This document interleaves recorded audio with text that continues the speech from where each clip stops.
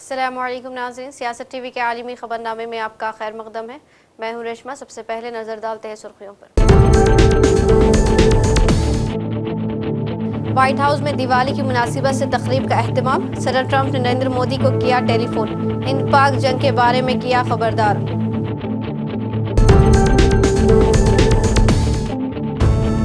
जयराम रमेश का वजीर आजम मोदी पर तंज, मोदी बातें छुपाते हैं, ट्रंप सब जाहिर कर देते हैं। मुज़ाकिरातकारों के दरमियान तल्खी, ट्रंप और पुतिन की मुलाकात मनसूख।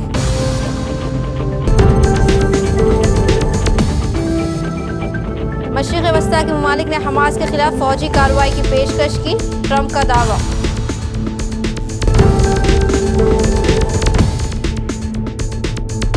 बांग्लादेश में कत्ल और जबरी गुमशुदगियां, अदालत का 15 आला फौजी अफसरान को जेल भेजने का हुक्म।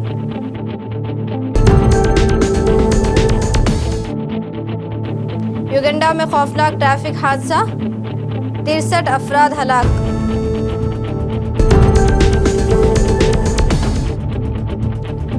और शुमारी कोरिया से मिसाइलों की फायरिंग, खित्ते में हलचल।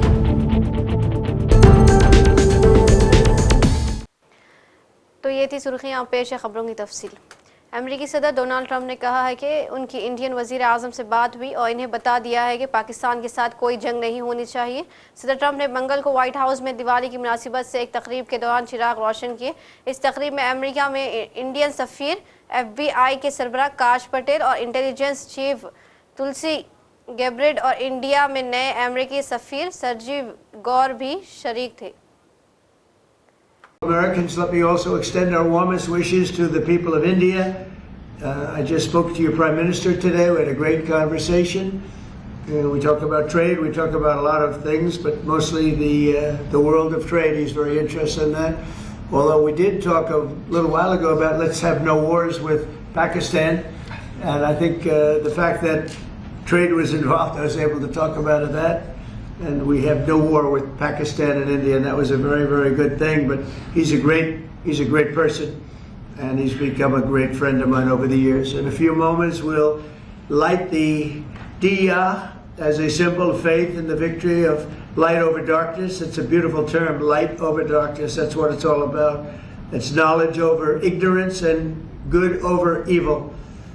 During Diwali, revelers recall ancient stories of enemies defeated, obstacles removed, and captives freed. The glow of the diya flame reminds us to seek the path of wisdom and to work with diligence and to always give thanks for our many blessings. And we do have many blessings. Everybody in this room has many blessings. And even I will say, I'm not going to use the word fake news. I refuse to use it. Media has some good blessings. One of the blessings is that you didn't have to stand in the mud outside anymore. You know, you now have a beautiful stone surface, the identical color of the White House. For years they had to stand when we had press conference in the mud because it was grass, and I decided to take care of that, so I think they appreciate it. As we look back in the past year and really look up to the next number of years and hopefully decades and centuries, we've got much to be thankful for. And think of it, a year ago we were a dead country. This country was a dead country, and now we're the hottest country anywhere in the world. These guys can testify to that because I know this. I watch their stock prices, and they're like rocket ships, right? Do they ever stop? Let's keep it that way. Right? Let's not talk about it, right? Let's just keep it that way. It's amazing. We have more than $17 trillion. They're part of the reason. More than $17 trillion of investment pouring into the United States. It's going to be, I believe, over $20 trillion by the time the year's up. And as an example, the last administration had less than $1 trillion in a period of their 4-year period. They had less than $1 trillion. We're going to have $20 trillion. We have over $17 trillion already. That's investment coming in, and I think it's largely for two reasons. We had a good election on November 5th, but maybe more importantly, of course, it wouldn't happen if that election result didn't happen. I think much more importantly, we have tariffs that you build in the United States, you don't have a tariff to pay. You build outside and you have to pay a tariff. And we're taking in money at a level that no other country has ever seen. There's never been a country, I don't think, fellas, you agree with that? There's never been a country with an investment in less than a year, actually to be exact, less than 9 months, of $17 trillion, right? And I know you're all participating, aren't you, huh? So that's really good stuff. The economy is roaring, the incomes are rising, and small business confidence is at the highest level in over a decade. So the confidence levels, which means something, they think over the last 10 years, I don't think they go beyond that. We have the highest level of confidence in our economy. Gasoline prices are way down. Grocery prices are way down. Energy prices are way down. Mortgage rates are down. We have a real stiff at the Federal Reserve. I can't help that. But he's going to be leaving soon. And inflation has been defeated. But even though his rates are too high, the economy has been amazing. Our border is secure, totally secure. We had nobody in the last 4 months coming through illegally, which is actually hard to believe because, they give me those numbers, but essentially it would be just about nobody. तकरीब में सदर Trump ने नरेंद्र मोदी को अपना अजीम दोस्त करार दिया और दावा किया कि उनकी मंगल को इंडियन वजीर आजम से फ़ोन पर बात हुई। इन्होंने कहा कि इंडिया और अमेरिका कुछ ज़बरदस्त मुआहदों पर काम कर रहे हैं। अमेरिकी सदर ने अपने इस दावे को दोबारा दोहराया कि वजीर आजम मोदी ने उन्हें यकीन दिलाया है कि इंडिया रूस से ज़्यादा तेल नहीं खरीदेगा और ये कि वो भी रूस यूक्रेन जंग के खात्मे के ख्वाह हैं। Welcome to the White House as we celebrate Diwali, because they said there has to be a very heavy emphasis on the V, Diwali, the beautiful Hindu festival of lights, and that's what it is. It's a great festival and it's amazing people. Congress ने कहा है कि वजीर आजम नरेंद्र मोदी अमेरिकी सदर से हुई बातचीत को भले ही छुपा रहे हों, लेकिन सदर ट्रंप वाज़ेह तौर पर कहा है कि वजीर आजम मोदी ने उन्हें रूस से तेल न खरीदने का यकीन दिलाया है। कांग्रेस के कम्युनिकेशन डिपार्टमेंट के इंचार्ज जयराम रमेश ने कहा कि मोदी ने बिल आखिर अवामी तौर पर तस्लीम किया है कि सदर ट्रंप ने उन्हें फ़ोन किया था और दोनों के दरमियान बातचीत हुई, लेकिन वजीर आजम ने सिर्फ इतना बताया कि अमेरिकी सदर ने उन्हें दिवाली की मुबारकबाद दी। ये बात सही है कि आज प्रधानमंत्री ने आखिरकार स्वीकारा है कि राष्ट्रपति ट्रंप से उनकी बात हुई थी, पर सिर्फ यही कहा है कि राष्ट्रपति ट्रंप ने उनको दिवाली के पावन पर्व पर हार्दिक शुभकामनाएं दी, बस उतना ही कहा है। पर जहां प्रधानमंत्री नरेंद्र मोदी जी छिपाते हैं, वहीं खुलासा राष्ट्रपति ट्रंप करते हैं। 10 मई को पहली बार जानकारी हमें मिली कि ऑपरेशन सिंदूर रुकवाया गया है। कहां से आया? वो जानकारी हमें वॉशिंगटन से मिली 5:30 बजे शाम को, आपको याद होगा 10 मई को। तो पहली खबर हमें वॉशिंगटन से मिलती है, प्रधानमंत्री के मुंह से हम सुनते नहीं हैं, राष्ट्रपति ट्रंप और उनके ट्वीट से हम सुनते हैं, पढ़ते हैं। अभी देखिए आज क्या हुआ। आज प्रधानमंत्री ने कहा है कि मेरी बात हुई राष्ट्रपति ट्रंप से, आखिरकार स्वीकारा है ना कि फोन पर बात हुई है। पर राष्ट्रपति ट्रंप ने पिछले 6 दिन में 4 बार वीडियो पर कहा है कि मेरी बात हुई नरेंद्र मोदी जी से, वो मेरे दोस्त हैं, अच्छे दोस्त हैं, और मैंने उनसे जो भारत तेल खरीद रहा है रूस से, उसके बारे में मैंने उनसे बात की और मुझे आश्वासन दिया गया कि भारत रूस से तेल नहीं खरीदेगा।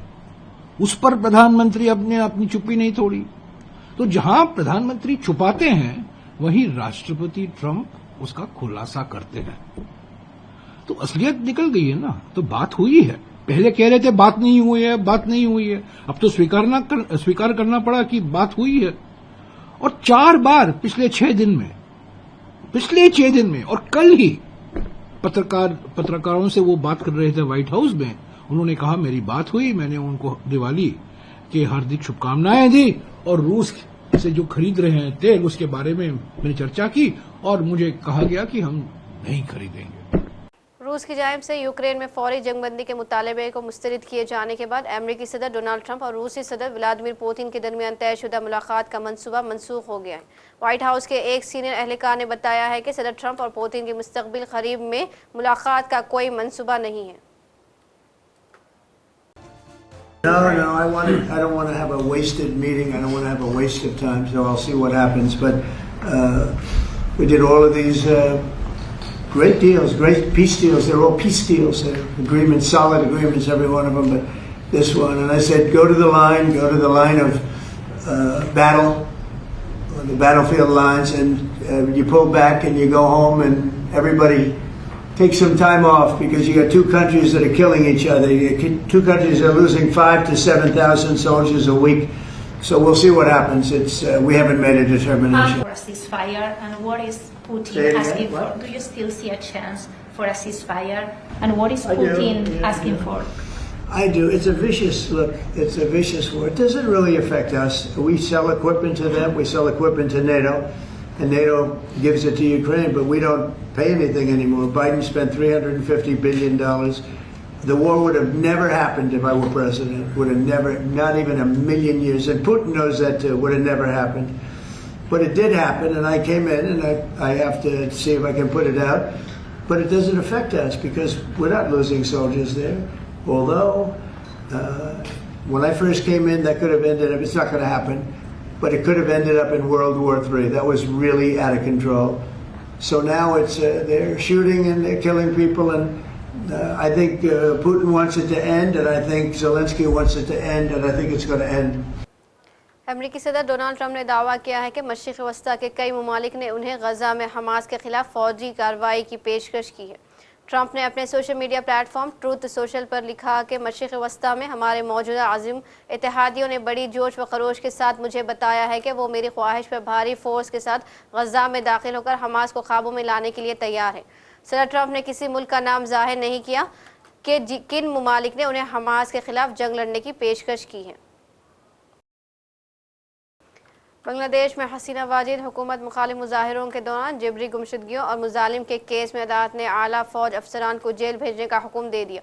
बांग्लादेशी मीडिया के मुताबिक फौजी अफसरान पर शेख हसीना हुकूमत में खुफिया हिरासती मरकज़ बनाने, लोगों को कत्ल करने और इंसानियत सोज मुजालिम का इल्ज़ाम है। रिपोर्ट के मुताबिक मुल्जिमान को जमानत के लिए अदालत में पेश किया गया था। ताहम अदालत ने समाअत के बाद 15 आला फौजी अफसरान की जमानत मुस्तरद करते हुए उन्हें हिरासत में लेकर जेल भेजने का हुक्म दिया। युगांडा में खतरनाक तरीके से ओवरटेकिंग के बास मुतादिद गाड़ियों के आपस में टकराने से 63 अफराद हलाक और मुतादिद जख्मी हो गए। ट्रैफिक पुलिस हुकाम के मुताबिक इब्तदाई मालूमात में ये बात सामने आई है कि हाईवे 2 मुखालिफ सिमतों से आने वाली बसों ने ओवरटेक की कोशिश की, जिसके नतीजे में हादसा हो गया। गाड़ियों के हादसे में 63 अफराद हलाक और मुतादिद जख्मी हुए। पुलिस ने हादसे को हालिया बरसों का बदतरीन ट्रैफिक हादसा करार देते हुए ड्राइवर्स को खतरनाक तरीके से ओवरटेक करने से खबरदार किया है। हुकाम का कहना है कि हादसे में हलाक होने वाले अफराद की लाशों को अस्पताल मुंतकिल कर दिया गया है और मामले की तहकीकात की जा रही है। दुनिया भर से 700 से ज़ायद साइंसदानों, सियासी शख्सियात और मशहूर अफराद ने एक खुले ख़त के ज़रिए इस मुतालबा का इजहार किया कि ऐसी मसनूई ज़हानत की तरक्की को रोका जाए जो इंसानों से ज़्यादा ज़हीन हो सकती है। इस ख़त में कहा गया है कि सुपर इंटेलिजेंस की तरक्की पर इस वक्त तक पाबंदी आयद की जाए जब तक कि ये टेक्नोलॉजी मुकम्मल तौर पर महफूज, काबिल कंट्रोल और अवामी हिमायत याफ्ता ना हो। शुमाली कोरिया ने मुख्तसर फासले तक मार करने वाले कई बैलिस्टिक मिसाइल फायर किए, जिसकी तस्दीक जनूबी कोरिया के ज्वाइंट चीफ ऑफ स्टाफ ने की है। ये मिसाइल तकरीबन 350 किलोमीटर की दूरी तक शुमाल मशरक़ी सिमत में किए गए। मिसाइलों का ये तजुर्बा ऐसे वक्त पर सामने आया है जब जनूबी कोरिया के नए सदर ली जे म्यूनिक ने जून में ओहदा संभाला था और ये उनके दौरे सदारत में शुमाली कोरिया का पहला मिसाइल तजुर्बा है। इस इक़दाम ने ख़त्म में अमन की उम्मीद को धुंधला दिया है, ख़ास तौर पर इस वक्त जब अमेरिकी सदर डोनाल्ड ट्रंप के जनूबी कोरिया के दौरे की तैयारियां जारी हैं। और आखिर में सुर्खियों पर एक और नज़र। व्हाइट हाउस में दिवाली की मुनासिबत से तकरीब का अहतमाम। सदर ट्रंप ने नरेंद्र मोदी को किया टेलीफोन, हिंद पाक जंग के बारे में किया खबरदार।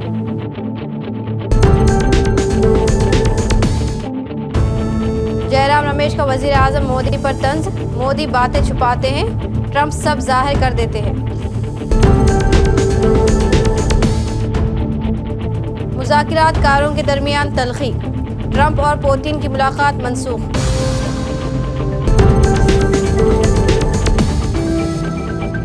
मशरिक़ वस्ता के ममालिक ने हमास के खिलाफ फौजी कार्रवाई की पेशकश की, ट्रंप का दावा।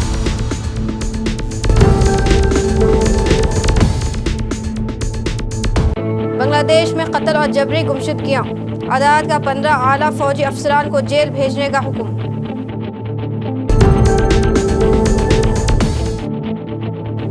युगांडा में खौफनाक ट्रैफिक हादसा, 63 अफराद हलाक।